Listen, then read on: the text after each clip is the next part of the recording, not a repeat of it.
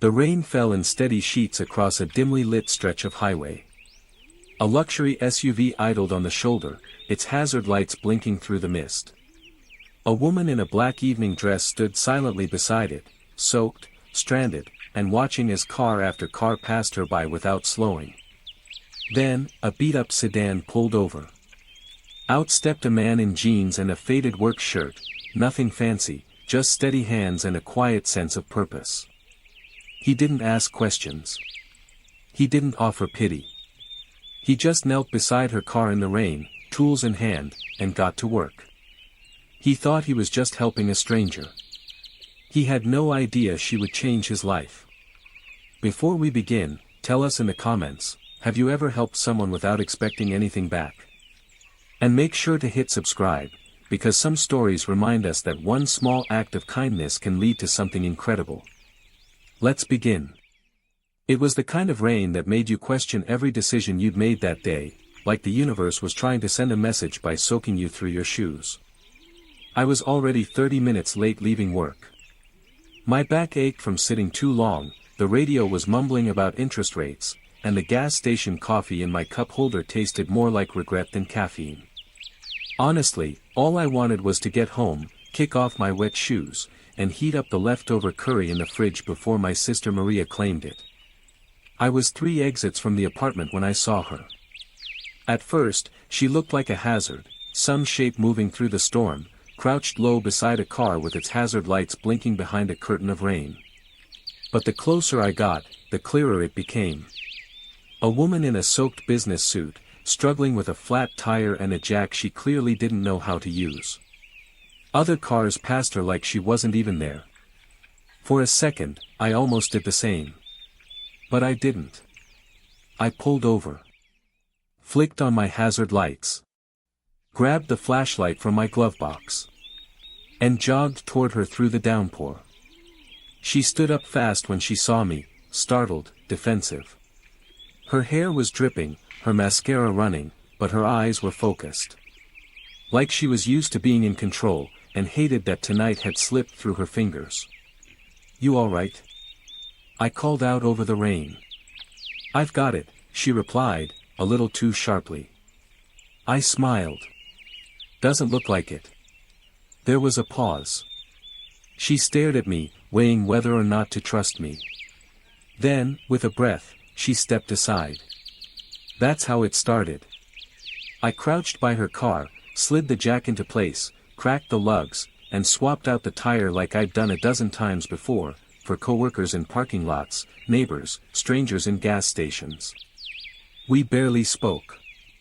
She held the flashlight, and I worked in silence. The rain didn't stop the whole time. When I finished, I stood up, wiped my hands on my jeans, and told her she was good to go. She tried to hand me a few folded bills. I shook my head. "No charge. Just stay dry." She hesitated, clearly not used to kindness with no strings attached. Then she looked me right in the eye and said, "Kate." That was it. Just her name. She climbed back into her car. I handed her my umbrella. She drove off into the storm. And I stood there, drenched, watching her taillights disappear down the road, wondering why a simple name felt like a door swinging open. I didn't know it yet. But that was the night everything started to change. The next morning, everything felt the same. My alarm still went off at 6:15 sharp. Same blinking red numbers, same groggy stretch, same cold floor under my feet. Maria was already in the kitchen flipping pancakes like she'd been awake since the dinosaurs. She's always been a morning person, bright-eyed, cheerful before coffee. I've always suspected she's not fully human. "You're late," she said without looking up. "It's 6:18, I grunted. She raised an eyebrow. "Which is 3 minutes later than your weirdly consistent routine." "So yes, late." I poured a cup of actual coffee, not gas station battery acid, and dropped into the chair at our tiny kitchen table. "You get caught in that storm last night?" she asked. I paused, picturing the rain streaking down the windshield, and her. "Kate." soaked to the bone, standing tall like she wouldn't let the sky win. The quiet way she said her name, like it was all she had left to give. "Yeah," I said finally. "Help someone with a flat." Maria blinked. "In that storm?" I nodded. She grinned, flipped a pancake onto a plate. "Of course you did. You're like if Mr. Rogers grew up changing tires." "She offered to pay me," I said. "You take it?" "Nope." Maria shook her head. "You're either a saint or a sucker. Maybe both." By the time I got to work, the office smelled like paper, toner, and the slow decay of dreams. Fluorescent lights hummed overhead, as usual. I slid into my cubicle just as Nathan Delano passed by. Nathan was my supervisor, mid-40s, tight haircut, corporate smile that never reached his eyes. The kind of guy who read self-help books with titles like Crush the Day and The 7 Habits of People Who Ruin Mondays. He didn't trust anyone who didn't breathe PowerPoint. I powered on my monitor, pulled out my stack of freight routing forms, and took a sip of lukewarm coffee. Tried to disappear into the numbers. Then I heard it. "Alan," Nathan's voice behind me. "You're 5 minutes late." I turned. "Morning." He didn't smile. He never did. "We've got a client pitch at 10. You're not in the meeting, obviously. But I need those logistics reports for the boardroom. Double-check them. Cross-reference everything. Color-coded if possible." "I already sent them yesterday," I replied. "Then do it again." He walked off, mission accomplished. I let out a slow breath. Same desk. Same reports. Same guy who thought I'd stay in this cubicle until I died or merged into the wallpaper. It gets to you, being invisible. Working hard and being overlooked for people who talk louder but no less. I wasn't the flashiest guy in the office, I knew that. But I kept the machine running, and half the time, no one noticed. Except maybe, someone named Kate. Somewhere out there. She probably didn't remember me. But maybe she did. And for now, that thought was enough to carry me through another Tuesday. 3 weeks passed. And just like always, the world kept moving. Reports kept landing in my inbox. Deadlines kept shifting without warning. Coffee stayed bad. Nathan stayed Nathan. I stopped thinking about the woman in the rain. Or at least, I told myself I had. Until Monday morning, 8:37 a.m., when the rumors started flying. "Did you hear who we're pitching to? No way they'll go with a mid-sized firm like ours. Top execs are coming in from New York. Real power players." I didn't think much of it. Not my lane. I was still the guy who checked container weights and optimized fuel routes, useful, but not the kind of person they invited into glass-walled meetings or lunch with the suits. Then, right before lunch, Nathan pulled me aside. "We need all the backup logistics modeling you've got," he said. "Anything tied to ocean freight, rail contracts, fuel hedging. Big pitch coming in. We want to look tight." I blinked. "For who?" He glanced over his shoulder like someone might be listening, then leaned in. "Welling Global Freight." I blinked again. "The Welling?" He nodded. "They're scouting regional partners. Word is they're consolidating vendors. They've got more shipping lanes than half the coast combined. Welling Global Freight." I knew the name. Everyone in logistics did. They were huge, international, sharp, and selective as hell. They didn't deal with bottom-tier vendors. Hell, I didn't think they'd even heard of our firm. "And they're coming here?" I asked. Nathan nodded. "Thursday. And don't screw up the files. No mistakes. We get this, it changes everything." Then he was gone, probably off to yell at a printer or bully the marketing team. I stood there for a second, still holding the reports in my hands. Welling. That name rang in my ears all afternoon. Welling. I'd heard it before. Seen it printed in bold at the top of invoices, tagged in trade journals, whispered at industry events. And then it clicked. Kate. She'd only said her name once. Just, Kate. But something about the way she said it, like she expected me to recognize it and was relieved when I didn't, came rushing back. Kate. Welling. No way. That would be insane. I tried to brush it off. I mean, what were the odds? A rainy highway, a flat tire, a stranger with a wrench, it didn't add up. Still, that night, back home at the kitchen table, I stared into my pasta bowl and barely heard Maria talking about her shift at the clinic. Marcus, she said eventually, waving a hand in front of my face. Earth to tire angel. What's going on? I blinked. Nothing. Just work stuff. She gave me a look. The kind that knew I was full of it. Work doesn't make you that spaced out. I hesitated. Remember that woman I helped in the rain? Maria grinned. Oh, rain girl. Yeah. What about her? I leaned forward. What if she wasn't just some random woman with a flat tire? She narrowed her eyes. Okay, either this is the start of a romantic comedy or you're about to get sued. I laughed. A little too hard. I think she might be someone. Like, someone important. Maria tilted her head. Did she give you a vibe? Like, I own 3 airports kind of vibe? I paused. More like, I don't owe anyone anything and I'm still watching everything vibe. Maria nodded slowly. So, you think she's Welling? I don't know. But I can't shake it. She pointed her fork at me. Well, if she walks into your office in heels and a designer coat this week, buy a new shirt. And please. Don't be weird. I nodded, but truthfully. I already felt weird. The idea that the woman I handed my umbrella to, the one I just wanted to help, could turn out to be a freight empire heiress. It was ridiculous. But then again, so was the idea that someone like me could matter to someone like her. Thursday morning hit like a freight train, no pun intended. Everyone in the office was dressed like they were headed to court.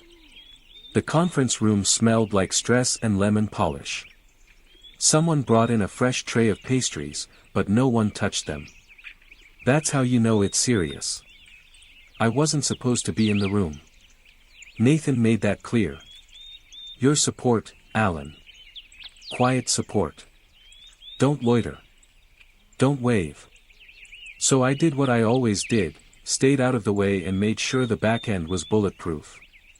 I printed backups of every single report twice, checked the model forecasts 3 times, and slipped a spare USB into my pocket just in case something got deleted accidentally. Around 9:48 a.m., the room went still. I was by the far wall, adjusting the projector cables, when the elevator dinged. Everyone straightened. 3 people walked in first, suits, assistants, faces I didn't recognize. And then. Her. She stepped through the doorway like she owned the room. Like it had been built for her. A fitted navy suit, hair tied back, heels that didn't click too loud but still announced she was there. And she looked exactly like she had that night in the rain. Except this time, she wasn't soaked and stranded, she was sharp and unshakable. Kate. Kate Welling. She scanned the room casually, then paused, just for a second, when her eyes landed on me. And smiled. Not wide.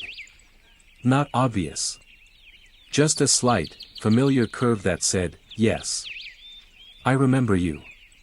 I swallowed so hard I almost choked. Nathan, of course, had no clue. He jumped forward with both hands out. Ms. Welling, welcome. We are honored. Truly. She shook his hand politely. Looking forward to today. She glanced back at me one more time before stepping into the boardroom. Nathan turned toward me. Why are you still here?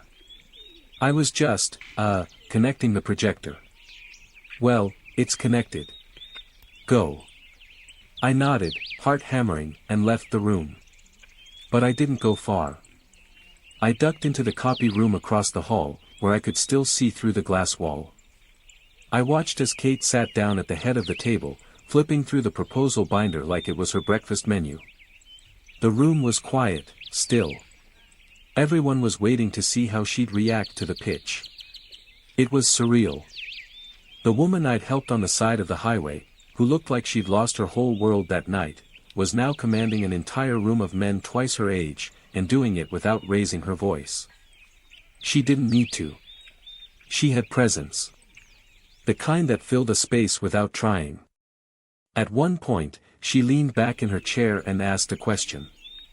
I couldn't hear it, but it made two of the execs shift uncomfortably in their seats. One of them glanced at Nathan. He smiled and tried to talk his way around it. Kate listened. Then said something short, 3 words, maybe 4, and the conversation stopped.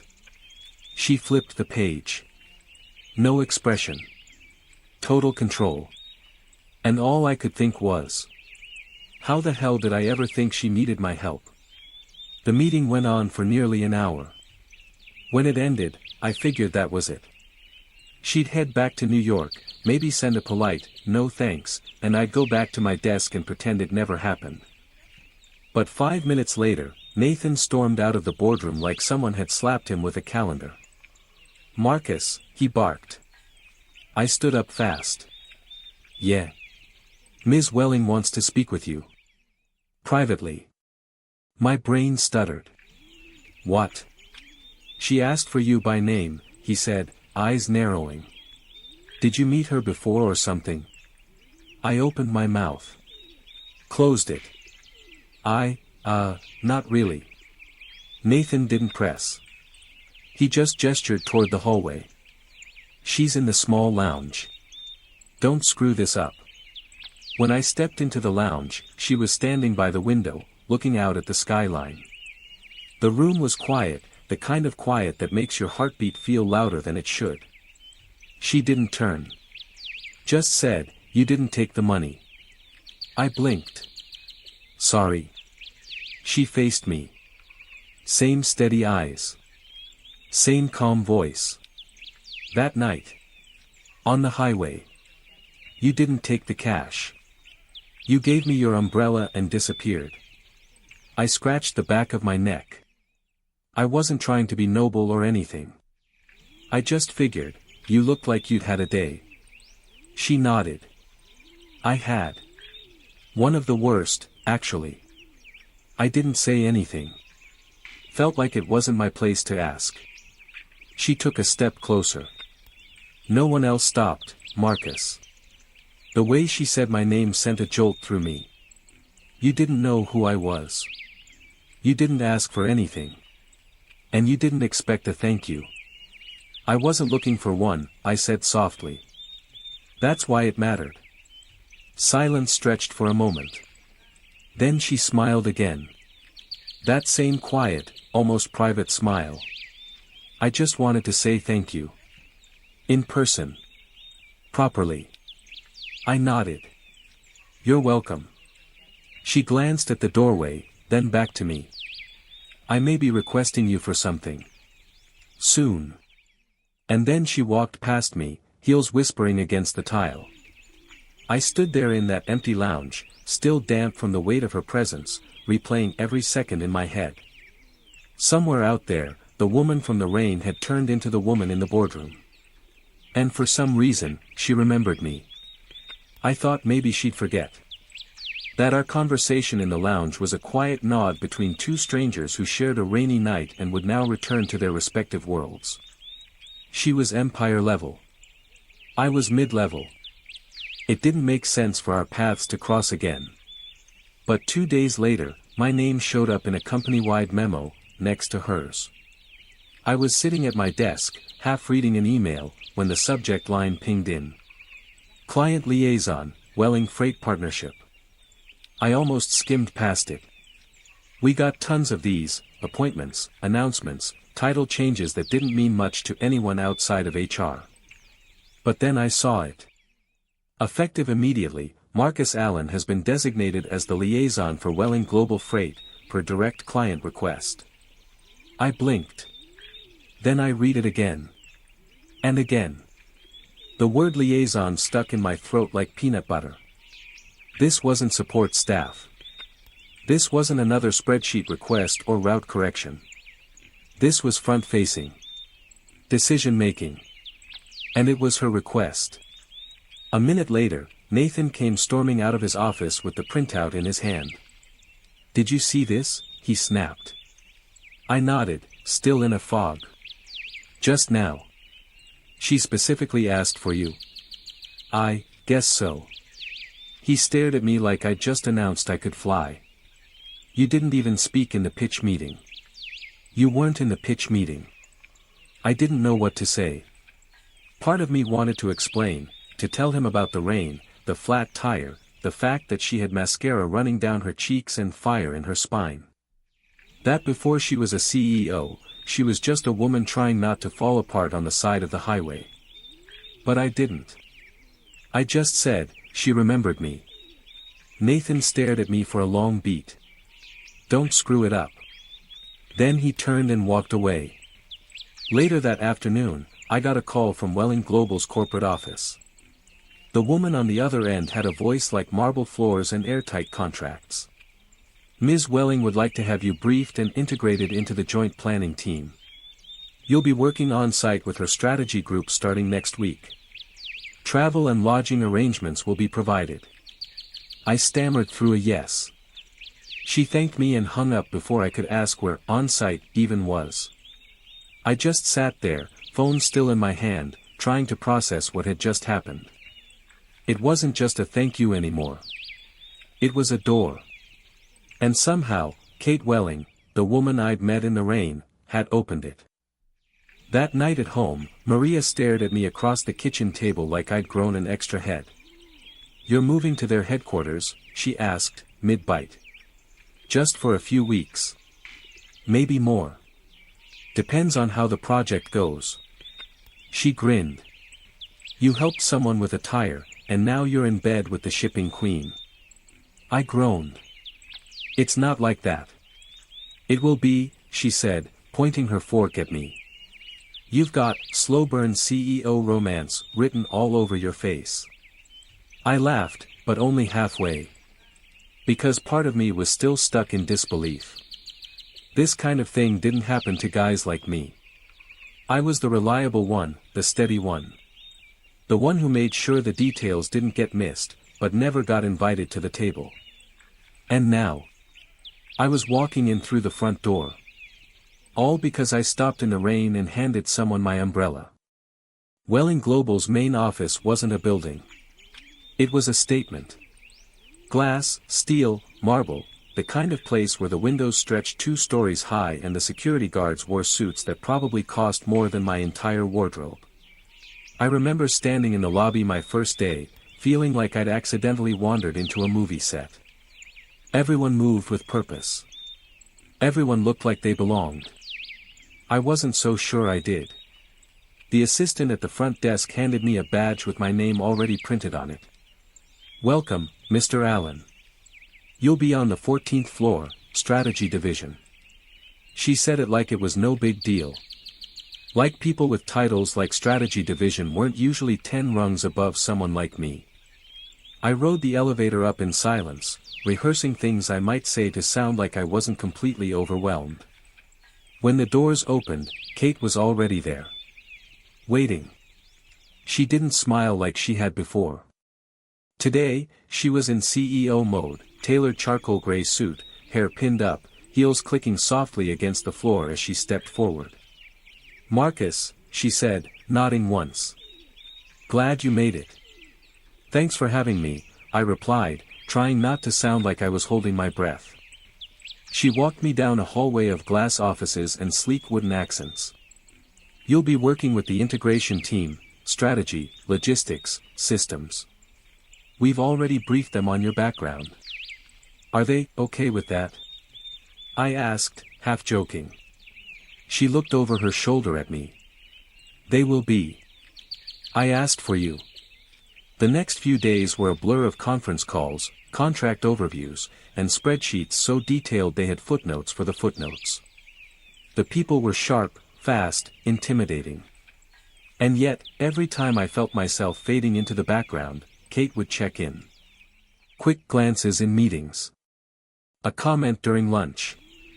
A quiet, nice catch after I flagged a redundant line item no one else noticed.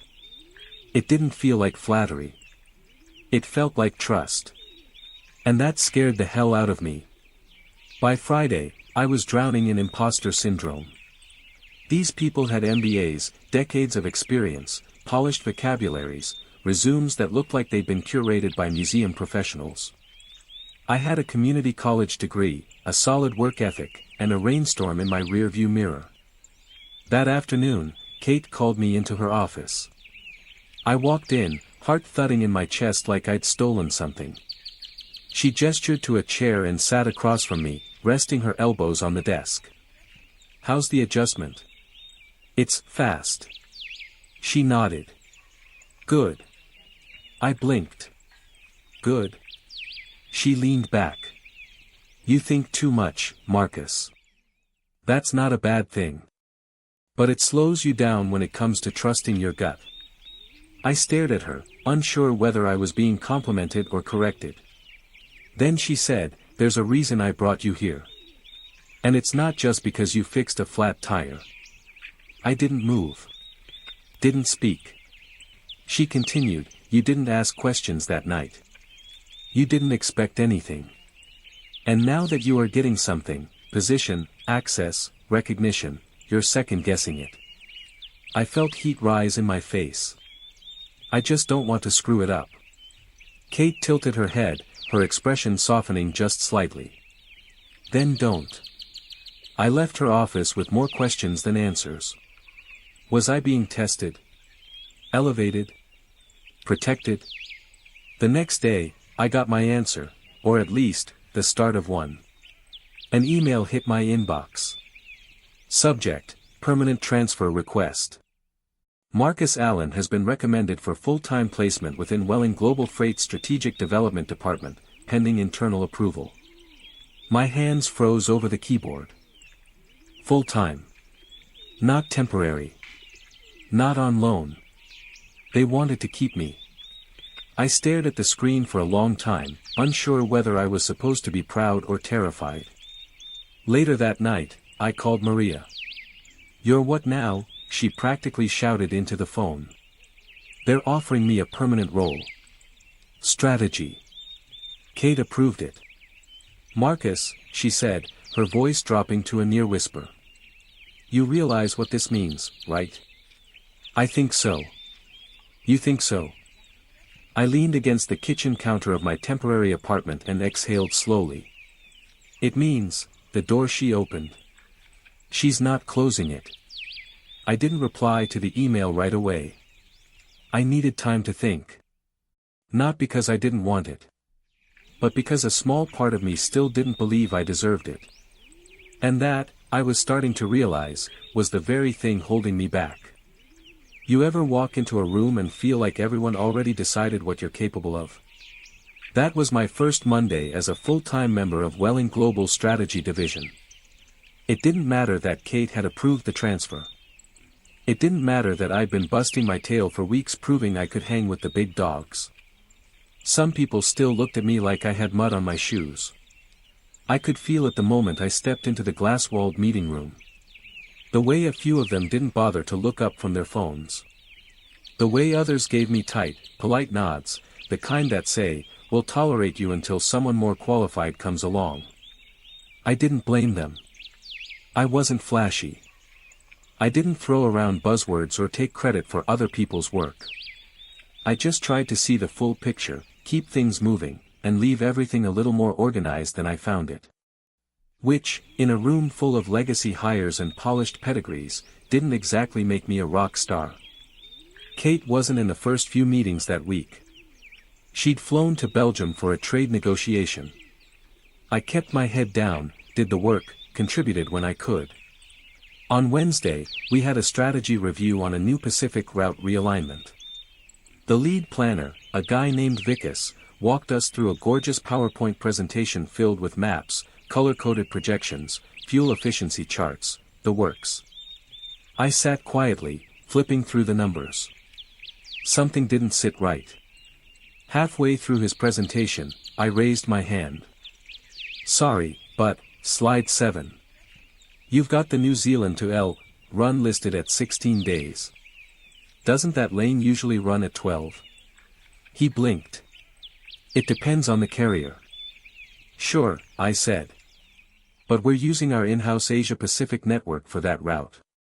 And we've clocked 11.8 average over the last 2 quarters. Wouldn't that throw off the downstream handoffs? Silence. Then, I'll double-check that, he said curtly, already moving on. Later, someone from his team whispered to me near the printer. That was gutsy. I didn't feel gutsy. I felt like I'd just kicked a hornet's nest wearing flip-flops. That afternoon, Kate emailed me from abroad. Just 2 lines. Heard about the route discrepancy. Good instincts. Keep going. That was all. But those 12 words felt like someone had handed me a flashlight in a dark room. Over the next few weeks, things started shifting. People who used to ignore me started forwarding me drafts to review, just in case. I was looped into more meetings, asked for input on things way above my pay grade. The pressure cranked up, too. More deadlines. More scope. More visibility. And more moments where I had to remind myself, you belong here now. One morning, I arrived to find a sticky note on my desk, no signature. Your calm unnerves people. That's a gift. I didn't have to guess where it came from. But not everyone was on board. Some still rolled their eyes when I spoke. Others made comments behind closed doors. I heard one guy refer to me as Kate's pet project. Whatever. I wasn't here to win popularity contests. I was here because when the storm hit, I didn't drive past someone in trouble. I stopped. And Kate hadn't forgotten that. There was one particular moment, a Friday afternoon, last meeting of the day. We were reviewing a procurement bottleneck with a major supplier out of Jakarta. No one could figure out why their dock turnaround was lagging behind our metrics. Someone was mid-sentence when Kate walked into the room unannounced. Everything froze. Conversations died in their tracks. Laptops closed just a little faster. She nodded toward me. Marcus. I cleared my throat. We think it's not a supply issue, it's a mismatch in the receiving system timing. If they're still logging based on their original port clocks, that might explain the 4-hour delay on every batch. I emailed them about it this morning. Kate smiled, not wide, just that quiet, knowing curve again. Run with it, she said. And loop in my Jakarta lead directly. Yes ma'am. She left as quickly as she came. But afterward, the room felt different. Not warmer, necessarily. But sharper. Like they were starting to see me for what I could be, not just what they assumed I was. Later that night, as I walked out of the office and into the crisp evening air, I caught myself smiling. I wasn't just surviving anymore. I was swimming. Deep water, sure. But for the first time in my life, I wasn't trying to keep up with the current. I was learning how to steer. No one tells you that when you start climbing, the ledges get narrower. The higher you go, the fewer places you can safely put your feet. And the more people below you waiting to see if you fall. By month 3, I was handling high-level logistics reviews solo. No more hand-holding.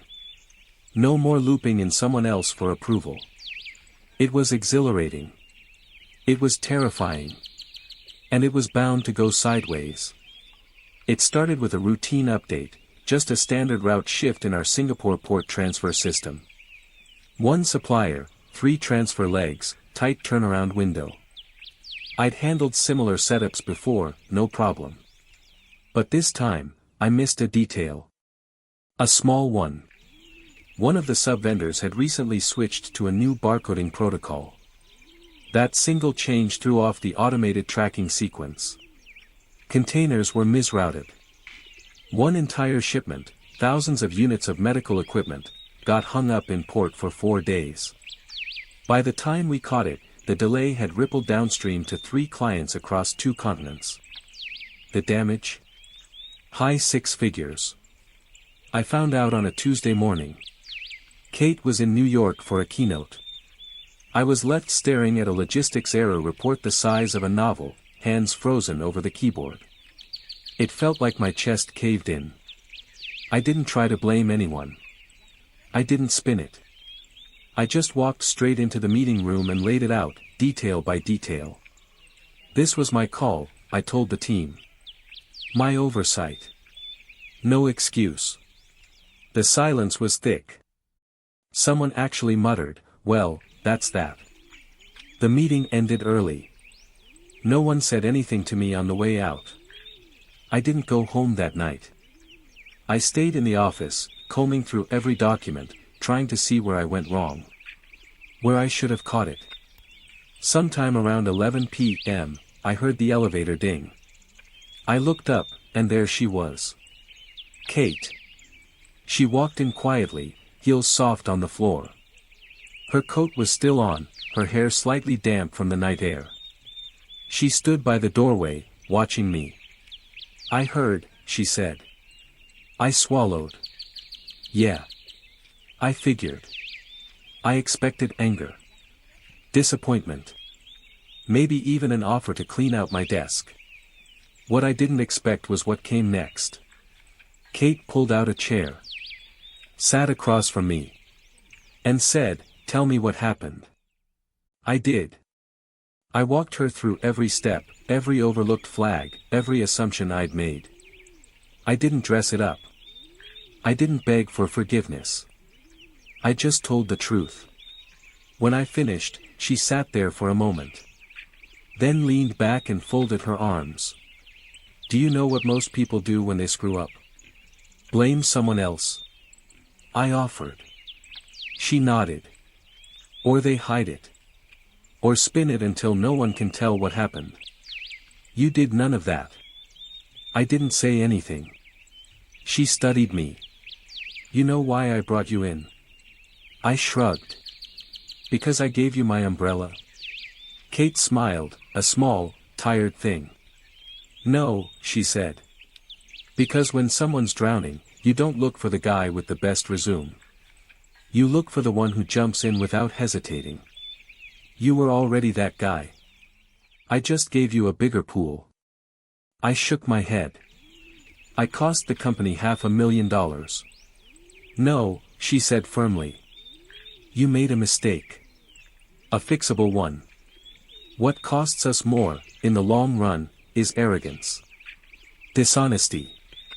People who cover their backs instead of learning. You didn't do any of that." She stood. "So here's what we're going to do," she continued. "You're going to build a mitigation plan. You're going to work with my Asia team to implement real-time barcode tracking on all handoffs. And next week, you're going to present it yourself." "Me?" I asked, stunned. "Yes. You made the mistake. You're going to be the one who turns it into a system that no one else repeats." I sat there speechless. Before leaving, she paused at the door. "People who own their mistakes are rare, Marcus," she said. "That's leadership. Now prove me right." And then she was gone. I stared at the empty chair across from me for a long time that night. Not because I didn't believe her. But because, for the first time in a long time, I believed in myself. People think change starts with announcements. Or new logos. Or some fancy corporate rebranding. It doesn't. It starts with something quieter. A different tone in meetings. Someone new at the table. A pause before someone speaks, because they're actually listening. It starts when someone like me gets a second chance, and does something with it. Kate's trust that night didn't just shift how I saw myself, it shifted how others saw me, too. I wasn't just the guy who flagged route errors anymore. I started getting pulled into strategic talks with the senior ops team. When a conflict flared up between two overseas partners, they asked me to mediate. One of the VPs, a guy who hadn't made eye contact with me once in 3 months, stopped me by the elevator and said, "Smart call on Jakarta. Nicely handled." It felt strange. Good strange. Like being seen for the first time in a long time. But it wasn't just me. Something was changing across the company. People who used to keep to themselves were collaborating more. That junior planner in finance, I think her name's Janine, started working late with the compliance guy, Peter. The two of them now walk out together most nights. There was a new energy in the office. Not flashy. Not loud. But steady, like something real taking root. And maybe I imagined it, but I started hearing more laughter in the hallways. Kate and I didn't talk much about that night anymore. We didn't have to. Our conversations became smoother, deeper. We'd pass in the hall and exchange small smiles, the kind that didn't need explaining. Sometimes after late meetings, we'd linger a little longer, just talking about everything except work. Like the small Korean bakery she used to visit with her mom as a kid. Or the fact that she couldn't cook to save her life, but could memorize shipping code by sight. Or how she'd almost quit 3 years ago because she was tired of rooms full of men talking over her. The more she opened up, the more I realized she wasn't just powerful. She was human. Lonely, sometimes. Tired. But relentless in the best way. And somewhere between boardrooms and spreadsheets, rooftop chats and silent smiles, I started falling for her. Quietly. But undeniably. One evening, after a long day, we ended up on the company's rooftop terrace, just the two of us. The skyline stretched out around us, lit like a constellation of ambition. The air smelled like rain was coming. Kate stood by the edge, arms crossed, her eyes scanning the horizon. "You've changed the way this place breathes," she said softly. I turned to her. "You gave it lungs." She looked at me then, really looked. No shield. No mask. Our fingers brushed along the railing. And for the first time, neither of us pulled away. Inside, the shift kept growing. A divorced sales director started showing up early, chatting more. 2 execs who couldn't stand each other started volunteering together on weekends. One guy from legal even started a lunchtime chess club. Kate's assistant, who's sharp as hell, said to me one day, "This place used to run on pressure and politics. Now, it feels like people actually live here." She paused, then added with a smirk, "You did that. Or, you and her. Whatever this is." I didn't respond. But I smiled. Kate and I never made some big announcement. There was no press release, no awkward HR memo. We just kept showing up for each other. Day by day. Late meetings, early coffees, quiet check-ins. It wasn't loud. But it was real. And everyone could feel it. No one said it out loud, but we all knew. It started with a rainstorm. A flat tire. And a guy who decided not to drive past a stranger. 1 year later, everything was different, and everything felt the same. I still made my own coffee every morning. Still cracked my knuckles too much when I was nervous. Still forgot to update my voicemail greeting. But now, when I walked into a room, people looked up. Now, I had a corner office with a view of the shipping yard. Now, my name showed up in email threads where the subject line included words like strategy, growth, and leadership. Officially, I was now head of international operations. Unofficially, I was the guy people came to when they didn't know what to do but wanted to do the right thing. It never stopped feeling surreal. And yeah, Kate was still Kate. Sharp as ever. Still in control. Still 3 steps ahead. But now, when we were in meetings, she'd glance at me not to confirm facts, but to share moments. Little looks that said, "See? We made it. We never made a big deal out of being together.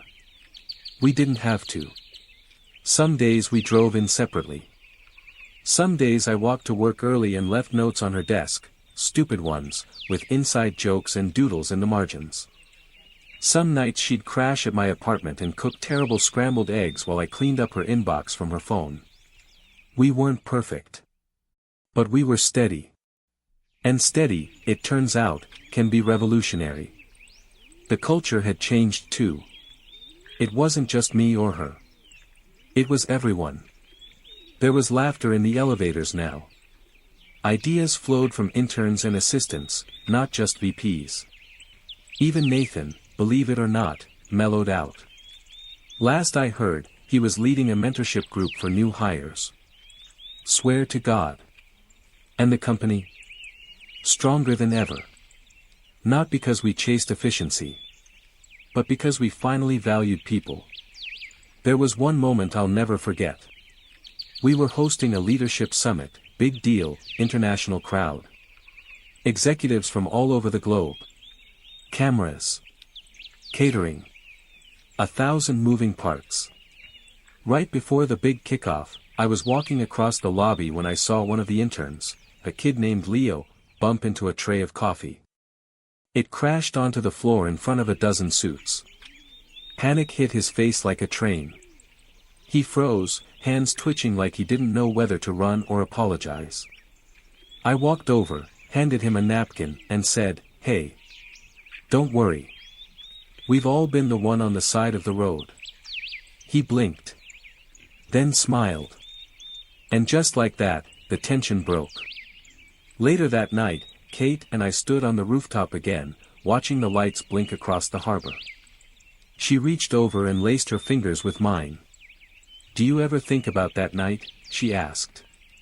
"The rain?" I replied. She nodded. "All the time," I said. "Do you ever regret stopping?" I looked at her, quiet for a moment. Then I smiled. It was the beginning of everything. Thank you for watching the video to the end.